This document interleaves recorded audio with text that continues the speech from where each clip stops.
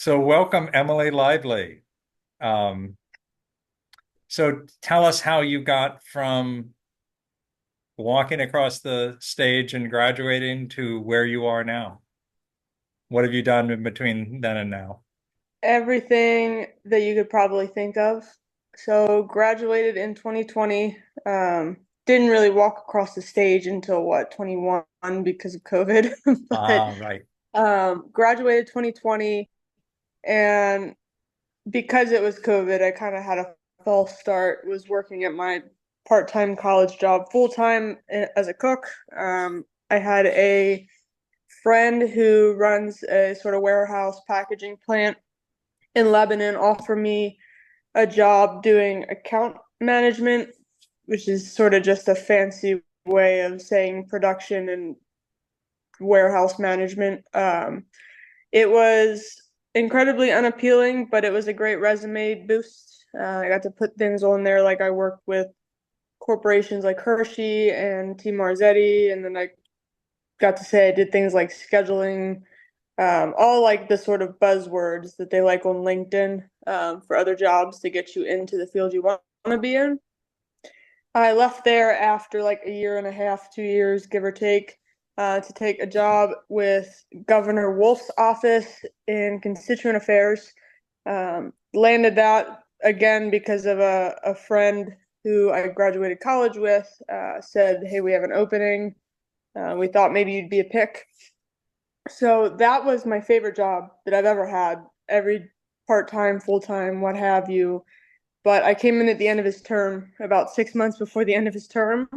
And they essentially said you can wait to stick around and see if the Shapiro admin will keep you, or we can help you find a job with an agency, but we can't guarantee a job with the governor's office. I didn't want to take the chance of not having income, so I jumped ship and then I went to work for the Department of Corrections, the State Department of Corrections at their Elizabethtown Training Academy, kind of going back to what I was doing with account management.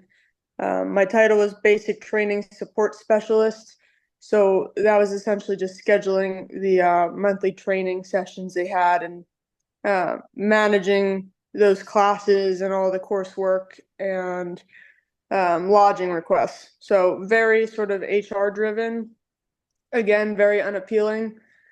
Um, Decent pay because it's a state job, decent pension, decent benefits, but not something that I wanted to do and not something that particularly made me happy.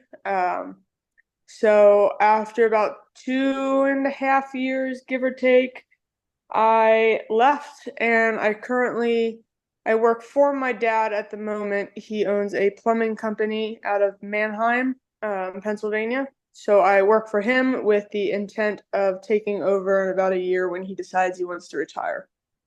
So that's sort of the quick and dirty of graduation in 2020 to now in 2024. Okay. So I wanted to ask you a couple of questions about the Hmm. state, because I think as the students will probably get tired of hearing me, I think a lot of history majors are not super adventurous. At least that's my read. They would like sort of safe, steady Yes. employment rather than like starting a business or doing something like that. So what are the pluses and minuses of state work? So I think it depends what avenue you end up on in for state work. So both my jobs with the governor's office and the Department of Corrections fell under the Commonwealth. Same pay scale, same all of that. The only thing within the state spectrum that sort of falls differently, I believe, is the legislative offices. Don't quote me on that. But I worked for both, and they were both vastly different.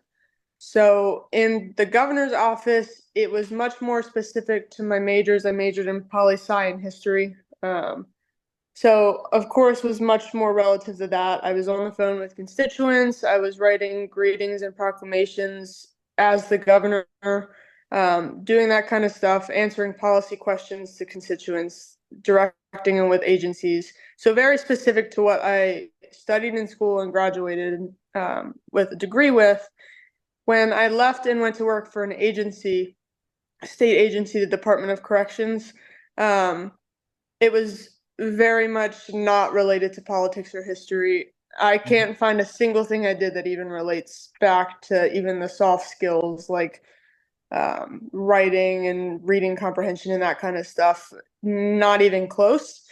That's not to say that some agency work isn't like that, but I feel like if you go on PA jobs and you look at what they're offering, more of them are those broad spectrum administrative jobs and HR analyst jobs than when you're going to find the constituent affairs and the policy specialist positions. So I would just say be aware that state jobs vary depending on either what department or what executive office or legislative office you end up in. But the vast majority of them do fall under the admin side. So I would say kind of gives its own pros and cons. Like when I worked for the governor, it was great. I loved doing what I did because it was relative to my degree.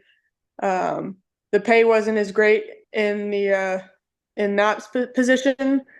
The pay was much better in the agency position with the DOC, but I was bored out of my mind because nothing was relative to my degree. So if that Right. kind of answers your question in a long rambling Well, approach.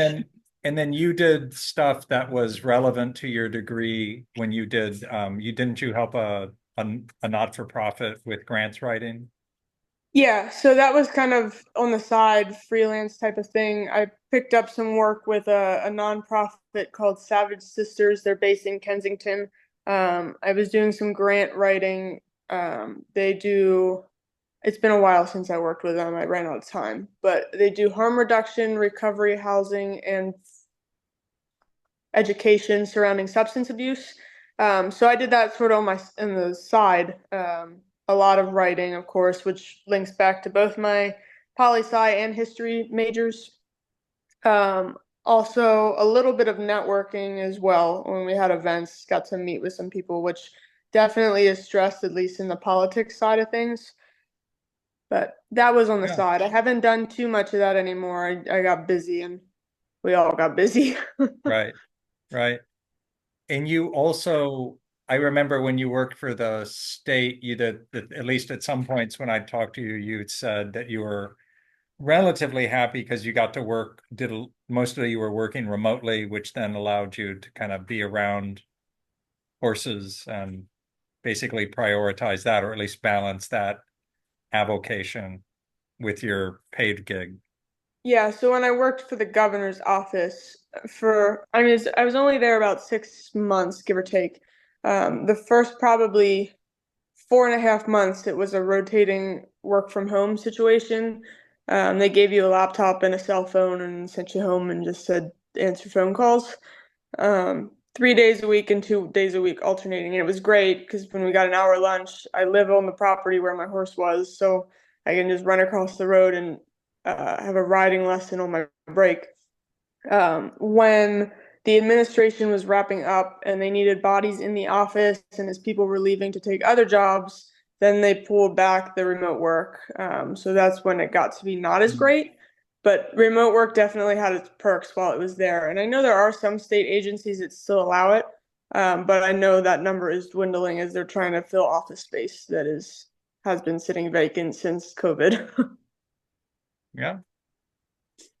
So, what, as you look into running a plumbing business, I guess tell us about that and I guess the question is, well, tell us about that. And then I guess the second question is, do you feel like you're using any more of your skills in terms of writing and all of that?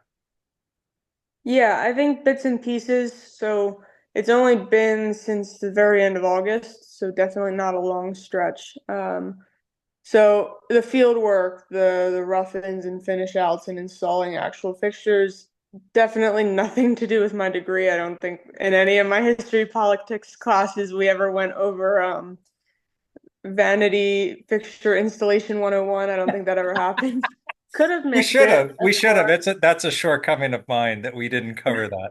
Maybe. We'll blame you. Vanities through the ages is a new module that we'll Yeah, be we adding.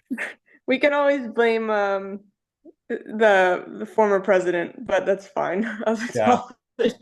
But Wow. no, definitely, of course, the field work, there's no relation at all. I mean, maybe Right. you could stretch it and say like communicating with people of differing views because I'm very left wing politically, and the standard for construction work is definitely not left wing feminist. So you could connect it there. But we're a small business. There's only three other employees besides myself and my dad.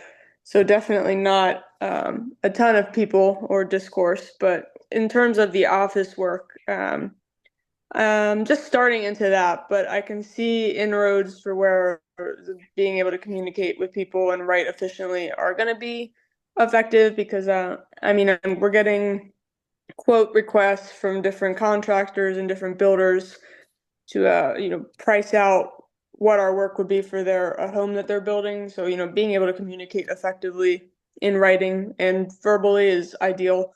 If you have similar pricing as the next guy and you can enunciate that clearly, it's probably going to go to us. um, Right. other than other than that, it's a lot of writing quotes, coming up with pricing, looking at Okay. prints and blueprints. But yeah, I mean, as it plays out, I'm sure things will come around that I'm seeing some of those soft skills come up from the college days. But right now, it's very cut and dry. A lot of field work just to learn the trade because, of course, I went to school for political science and history. And a hands-on trade job was definitely not covered. So we're kind of hitting the ground running and learning in the field first so that I'm at least Yeah. able to do that in case all of the employees quit tomorrow and it's just me. Yep. Need to kind of be able to figure out how to install a toilet, as glamorous as that is. Yeah. um, Well, but yeah, the it's office well work is, paid work and people yeah, you can't outsource plumbers. no, you always need a plumber. Regardless of what's going on in the world, we're probably always going to need plumbers. Yeah. So So yeah, yeah. And so I'll just say it here that I think in the years to come, I think as the business kind of stabilizes or you get more, it's not like drinking from a fire hose situation like it is yeah, now. Um, you can figure out ways to engage with history, whether that's reading, taking classes. I will just say for the students, Emily was always very interested in going to graduate school. I kind of had to talk her out of going to graduate yeah, school, where I feel very guilty about that. Not a reflection on your abilities, a reflection of the academic job market. But, but that would be something like I think if you have a source of income, yeah, absolutely. Study yeah, history, right? You could probably right, take classes at Harvard or Oxford or whomever, they're the right. world's your oyster. So there's as well, the Lancaster history is expanding its footprint, and they are going to be basically opening up this big home at Thaddeus Stevens' home. And it's going to Okay. be like a democracy center where they're going to be talking basically Hmm. about the democratic experiment. So if we still have that, that'd be Yeah, timely. that would be something kind of cool to do. Anyway, and then last, just to keep it short and let you get on with your night. What advice do you have for students? What things would you tell them to do? What would you tell them to do? I think the biggest thing that I did not do in college, if you want to pursue the jobs specific to your major, either history, politics, whatever's left, in that sort of realm, sociology, networking is the biggest thing. It was said time and time again, but I did not heed that call, and I was always more interested in finishing my coursework and getting the work done and then going to the barn, which was great at the time, but looking back now is not ideal because I did not do the networking. So then when I graduated, I didn't know anybody to ask for favors to get the jobs. And one kind of only fell into my lap in like 2022-ish. So definitely go to the events that they're having and meet the people and talk to the people and get your name known. That's the biggest thing if you want to be in the field directly associated with your degree. If that's not big thing that doesn't really concern you and you don't care if you end up in government or archive work or what have you. It just, I would just say don't stress yourself out over grades. I mean, it's not the end of the world. Nobody's asking me now, 4 years after, what score I got in topics of economic history. Um, of Yeah. course, I still think about it because of the terrible book you made us read. But Thank you, Emily. I knew we yeah, were coming back to that book. It's just a very short introduction. I By the had way, to. that's a whole series, and some poor kid I got know. arrested with. I don't know if you saw that he had a very short introduction to terrorism.